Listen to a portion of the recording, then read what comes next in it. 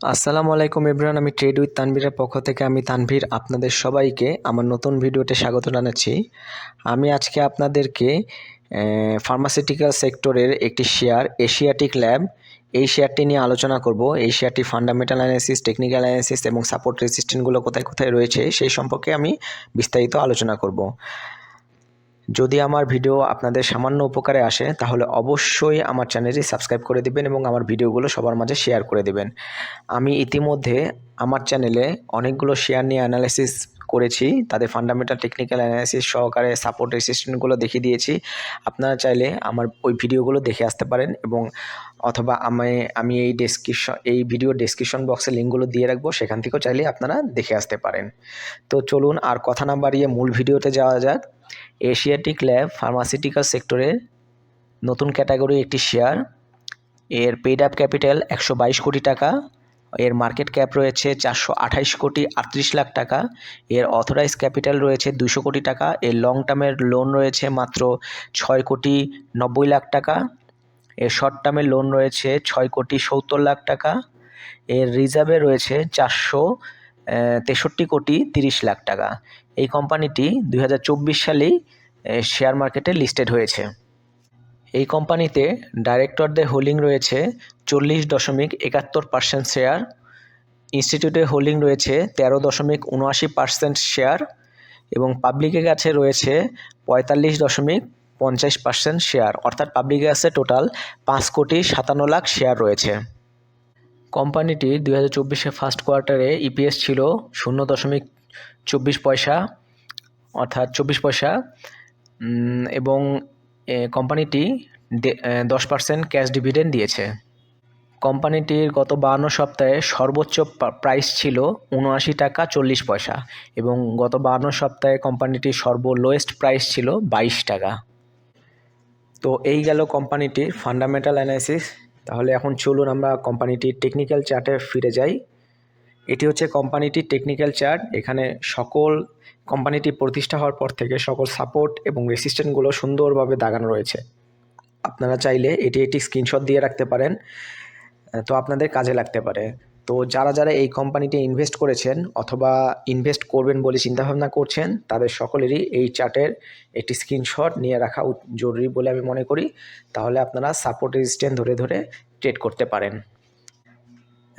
Price level যেখানেই থাকুক না কেন, তার নিচের লেভেলে সবগুলো দাগানো অংশই হবে সাপোর্ট, এবং প্রাইস লেভেল যেখানে রয়েছে তার উপরের সবগুলো দাগানো অংশই হবে রেসিস্ট্যান্ট। সেই হিসেবে আপনারা সাপোর্ট রেসিস্ট্যান্টগুলো খুঁজে বের করে ট্রেড করতে পারেন। কোম্পানিটি সর্বলোয়েস্ট যে সাপোর্টটি রয়েছে সেটি হচ্ছে 27 টাকা 80 পয়সা থেকে 28 টাকা 80 পয়সা লেভেলের 1 টাকা রেঞ্জে একটি সাপোর্ট রয়েছে। এটি একটি স্ট্রং লেভেলের সাপোর্ট। কোম্পানিটি সর্বশেষ প্রাইস ছিল 27 টাকা 80 পয়সার রেঞ্জের মধ্যে। মার্কেট ভালো থাকলে কোম্পানিটির নেক্সট যে সাপোর্টটি রয়েছে সেটি হচ্ছে 30 টাকা 80 পয়সা থেকে 31 টাকা 70 পয়সা রেঞ্জের একটি সাপোর্ট রয়েছে। এটি স্ট্রং লেভেলেরই সাপোর্ট। এর পরবর্তীতে মার্কেট ভালো থাকলে যেই সাপোর্টটি রয়েছে সেটি হচ্ছে 33 টাকা 30 পয়সা থেকে 33 টাকা 50 পয়সা লেভেলে একটি ছোট সাপোর্ট। এটিও স্ট্রং লেভেলে একটা সাপোর্ট। মার্কেট ভালো হলে পরবর্তী যে সাপোর্টটি রয়েছে সেটি হচ্ছে 34 টাকা 40 পয়সা থেকে 34 টাকা 60 পয়সা রেঞ্জের 20 পয়সার একটি সাপোর্ট। এটি মিড লেভেলের একটি সাপোর্ট। মার্কেট যদি ভালো থাকে তাহলে যে স্ট্রং রেসিস্ট্যান্ট রয়েছে, প্রথম যে রেসিস্ট্যান্ট রয়েছে সেটি হচ্ছে 35 টাকা 30 পয়সা থেকে 36 টাকা 10 পয়সা লেভেলের একটি রেসিস্ট্যান্ট রয়েছে। এটি স্ট্রং লেভেলে একটা রেসিস্ট্যান্ট, বেশ কয়েকবার এখানে বাধা পেয়েছে সমসাময়িকভাবে।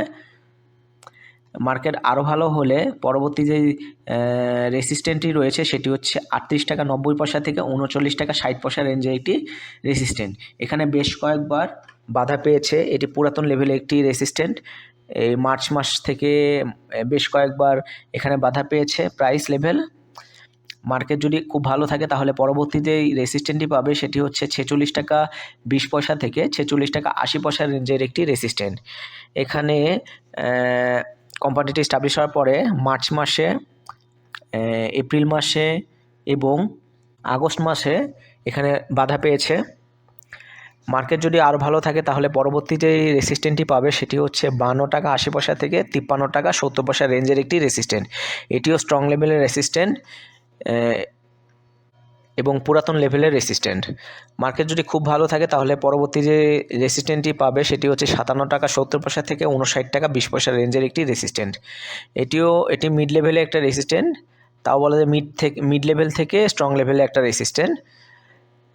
তো মার্কেট যদি খুব বেশি ভালো থাকে তাহলে লাস্টে যে রেসিস্ট্যান্টটি পাবে সেটি হচ্ছে 78 টাকা 80 পয়সা থেকে 79 টাকা 40 পয়সা রেঞ্জের সর্বশেষ যে রেসিস্ট্যান্ট। 79 টাকা 40 পয়সার এটি হচ্ছে এই কোম্পানির হাইয়েস্ট প্রাইস।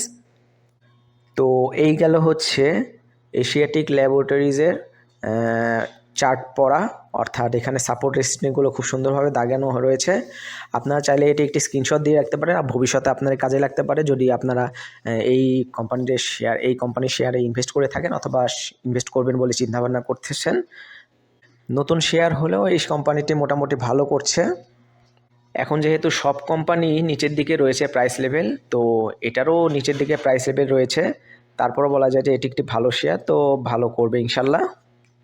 আর যেহেতু এখন ফার্মাসিউটিক্যাল সেক্টরের শেয়ারগুলো মুভ দিচ্ছে, সো এটি একটি ভবিষ্যৎ রয়েছে ভালো, আশা করা যাচ্ছে ভালোই কিছু করবে।